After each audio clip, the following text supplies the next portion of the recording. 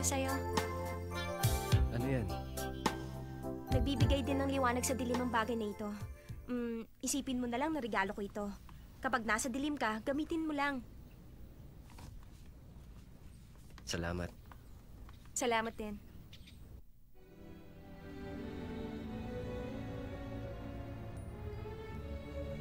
Nagbibigay ng liwanag?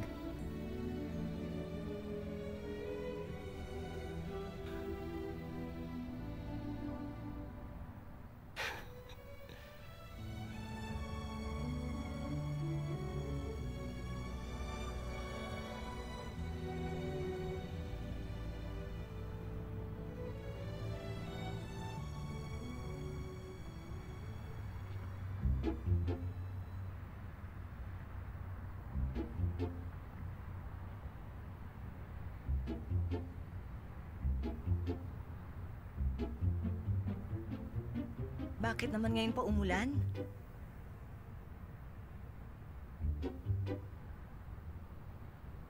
Ex-girlfriend ni Dao Mingze? Anak ng Novorish?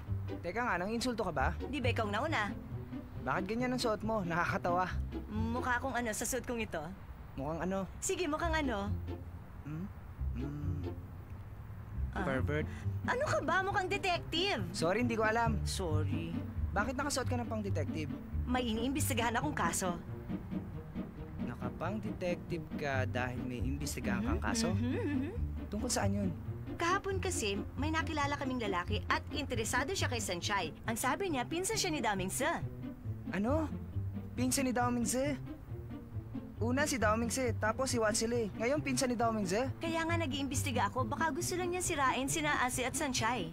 Kumuha ka na lang ng private investigator. Investigator? Hindi na kailangan, kayang-kaya ko na yon. Kaya ka pala nakaganyan. Mhm. Pwede ba ako sumama?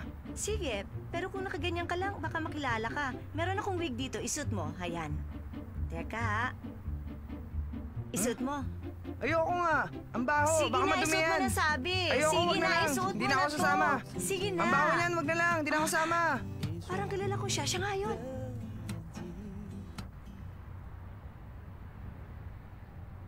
Tingnan mo nga naman ang pagkakataon. Ako yung naka-blind date mo. Natatandaan mo pa ba? Oo naman. Ikaw at yung isa pang babae. Yung nabuhusan ng tubig, nagalit kayo sa amin tapos umalis na kayo. Oo, kami nga yun. At yung kaibigan mo si Xing Yon, alam mo ba kung saan siya nakatira? Sinong Xing yun? Tumahimik ka dyan. Alam mo ba ang phone number niya o kaya address? Paano ko malalaman hindi ko naman kilala yung lalaking yon? Pero di ba, magkasama kayong dumating? Yun talagang plano. Anong sinasabi mong plano? Papasok na ako noon sa school. Nang lapitan niya ako, inalok niya ako ng 10,000 para pumayag makipag-blind date. Hindi mo siya kilala? At hindi kayo totoong magkaibigan? Oo, at pagkatapos noon, hindi na ulit kami nagkita. Pasensya ka na. Hindi kita matutulungan. Diyan na kayo. Ano ba pinag-usapan nyo? Hindi ko maintindihan. Anong kailangan mo sa kanya? Gusto mo siyang takutin, ganun ba? Ano ba sinasabi niyo gusto ko siyang takutin? Babantaan ko lang siya na huwag niya akong subukang guluhin. Pananakot din ang tawag doon, Asi. Tumahimik ka nga dyan. Sabihin niyo na kung saan nakatira yung lalaking yon. Yang master, ganyan ba ang tamang paraan ng pagtatanong? Kung makikiusap ka sa akin na sabihin ko sa iyo ang alam ko, baka maisip kong ipagtapat sa iyo lahat ng alam ko. Pero medyo may edad na kasi ako kaya mahina na rin ang memorya ko. Pwede bang sabihin niyo na kung nasan siya? Matandang ulyanin? Teka, Yang master, hindi ako matandang ulyanin. Sabihin mo na ang address! Kung hindi nagbago ang address, nandoon pa rin siya. Ipapahanda ko ang kotse. Wag. Ayoko magkotse.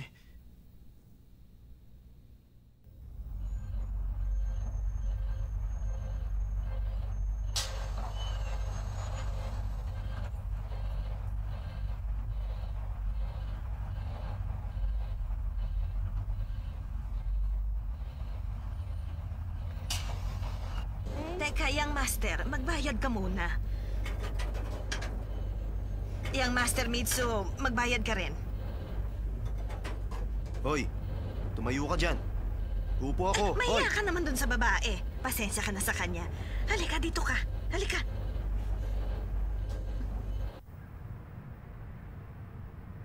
Ngayon ka lang ba nakasakay ng bus? Oo. Nagtataka lang ako. May kotse ka naman, bakit tayo nagbus? Meron naman taxi. Natutuwa ako dahil naranasan niyang sumakay ng bus gaya ng ordinaryong tao.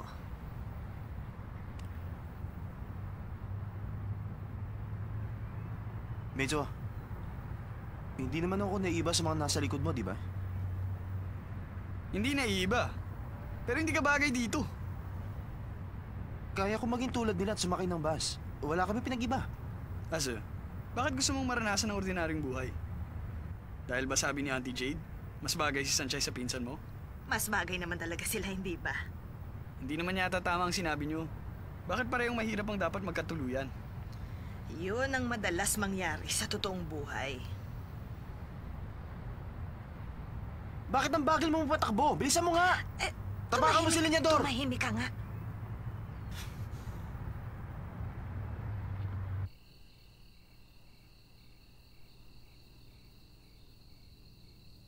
Shansay, Ikaw na naman? Ba't nandito ka? gusto kita makita. Ha? Nagbibiro ka ba? Ano nga ulit pangalan mo? Ako si Shing yon. Shansay, kahit gaano ka pa katanga, dapat tanda mong pangalan ng nakilala mo. Pasensya ka na. Alam mo, pareho talaga kayong magsalita ni Tao Ming Se. Huwag mo siyang banggitin sa akin, okay? Naiinis ako. Sorry, hindi na. Ano nga palang dahilan at pinuntahan mo na naman ako dito? Iwan mo na si Daming Sir. Nandito naman ako. Pangako pag tayong dalawa na, pupunan ko lahat ng mga pagkukulang niya sa'yo.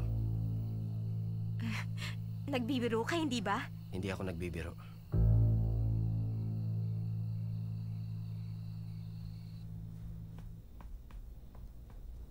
Yan ang bahay, sigurado. At teka lang, yung master, binabalaan na kita. Kapag nanuntukan ng tao ng walang dahilan, hindi ako tatayo na lang at manonood.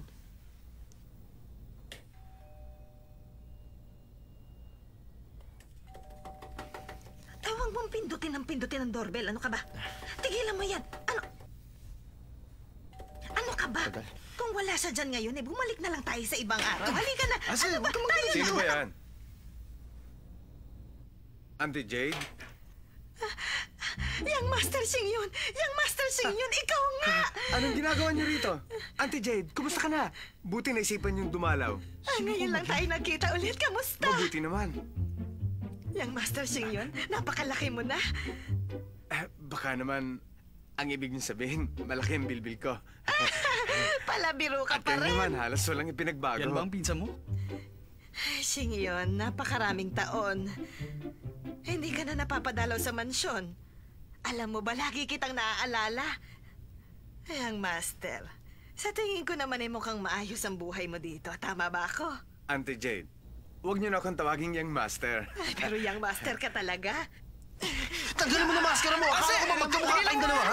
Mukha na hindi maskara yan, hoy! Tanggalin mo yan! Ase! Ase, bitawan mo! Ase! Hindi ka totoong kamag-anak ni Tao Ming Se? Akala ko ba sinabi mo sa akin na pinsan mo siya? Nagsinungaling ako. Wala akong kinalaman sa pamilya niya. Hindi kayo magkamag-anak? Di ko sila kilala. Huwag kang sinungaling. Akala mo maniniwala ako sa'yo? Shansay, totoo ang sinasabi ko. Talaga? Kung ganun, sino ka? Hindi na yun importante. Ang mahalaga, malaman mong hindi ko sila kamag-anak. Ngayon, iiwan mo ba si Damanso para sa akin? Hindi. Hindi ba masyadong mabilis sa sagot mo? Pag-isipan mo muna. Talaga bang mahal mo siya? Ayokong saktan ang damdamin niya. Naaawa ka lang sa kanya. Naaawa? Magkaiba ang pag-ibig at awa. Pero alam mo ba, konti lang ang pagitan nila. May gusto siya sa akin, pero ayoko naman sa kanya. Pag tinanggihan ko siya, baka masaktan siya. Lagi mo bang naiisip ang mga salitang yon? Tumahimik ka. Huwag kang magkunwaring alam mo ang lahat. Wala ka naman talagang alam. Sino ka para makialam sa nararamdaman ko? Hindi na kita kailangan tanungin pa. Sa kilos mo pa lang, alam ko na. Kung talagang mahal mo nga siya, kahit gaano kalaki ang hadlang, lalabang ka. Pero ikaw, nakatayo ka lang. Natatakot kang humakbang. Ayoko makinig sa'yo. Bakit ayaw mo?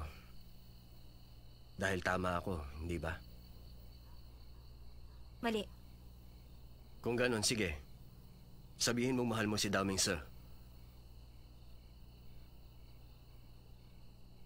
Ayoko na. Uwi na ako. Sabi ko na, awa lang ang nararamdaman mo para sa kanya. Wala kang lakas ng loob para sabihin gusto mo siya.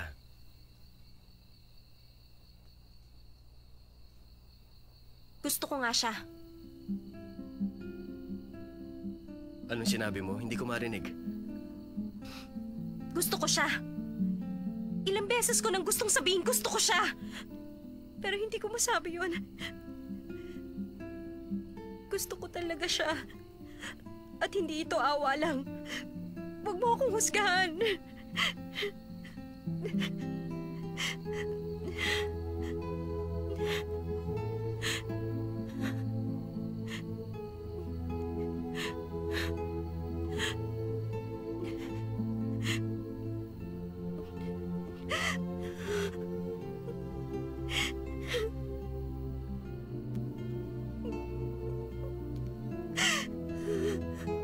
Alam ko na ngayon. Pero bakit mo pinipigilan ang damdamin mo?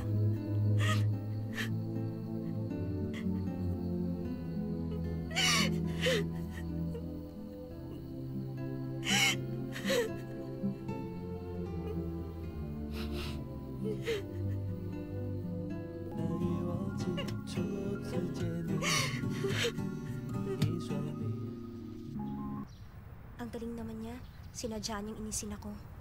Para sabihin ko sa kanya ang tunay kong nararamdaman. Sanchay! Shinga, Bakit namumula mata mo? hindi ako nakatulog na mabuti kagabi. Ganun ba? May sasabihin ako sa'yo. Nag-imbestiga kami ni Southse para sa'yo. Kayo ni Shotze? Nag-imbestiga kayo para sa akin? Hindi ko alam ang pangyayari. Basta iwasan mo na lang ang peking pinsan ni Dao Mingze. Pareho lang silang masamang ugali. Hoy, anak ng super rich! Anong sinabi mo Sanchay, tungkol sa akin? tulungan mo ako. Huwag kang magalit sa kanya. Sanchay, gumaganda ang takbo ng kwento. Sayang at hindi ko nakita kahapon ng family reunion. Family reunion? Nagkita na ba kayo ng pinsan mo? Hindi ko siya pinsan. Nalaman ko na peke ang nakilala mong pinsan ko. Anong peke? Ibig mo sabihin hindi siya ang totoong pinsan mo? Sinabi ko na sa'yo, hindi ako ang totoong Xing yun. Kamusta ka, Dao Ming Se? Ako ang peke mong pinsan. Binigyan ako ng mama mo ng 5 milyon. Gusto niya paibigyan ko si Shansai. Kung ganun, balak mo nga sirain ang relasyon nila. Tama ka. Yun ang gusto ng mama niya. Yun ang totoo. Hindi ako makapaniwala, Ase. Binayaran siya ng mama mo. Saan ka pupunta? Kakausapin ko si Mama. Hindi mo alam kung nasa siya ngayon. Tumahimik ka! Bitaw mo nga Uminahon ako! pa nga! Pwede ba Tama bitaw na mo? yan! Tama na yan! Ba't kaya alam? Dao Ming Se, mamamatay ka ba pag hindi mo nakita mama mo? Ha? Aray! Pakalat-kalat kasi mukha mo! Sinabi na ko Pwede ba tama na? Ano bang totoo? Bakit mo ginagawa ito?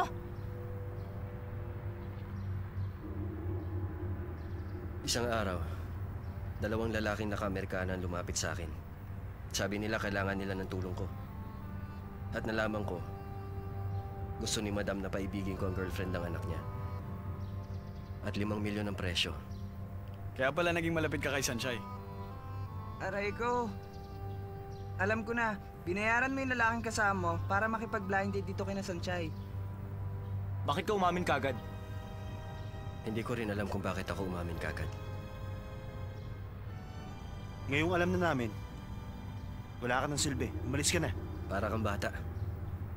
Makinig ka. Kaya ako pumunta rito ay para tapusin na ang kontrata ko. Ayoko na magsinungaling. Dahil gusto ko siya.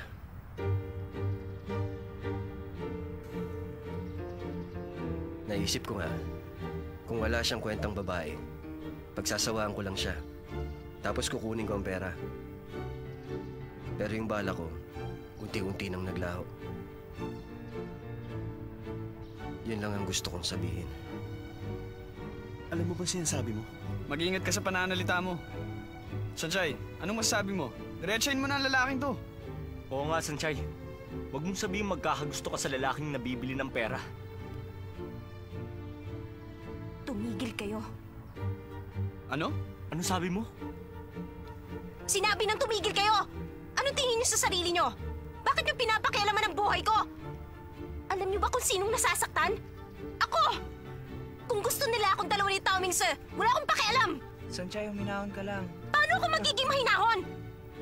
Niloko mo ko't pinaglaruan. At anong napala mo? Sinungaling! Halika nga! Sanchay! Saan ka pupunta? Huwag mo sabihin siyang pinili mo! Di nag-iisip.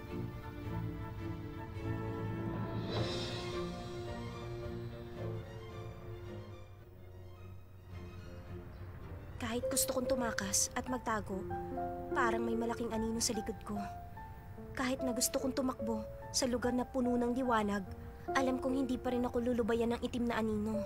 Kapag patuloy ko yung tinakasan ng anino, lalo akong manghihina at masisira ang buhay ko.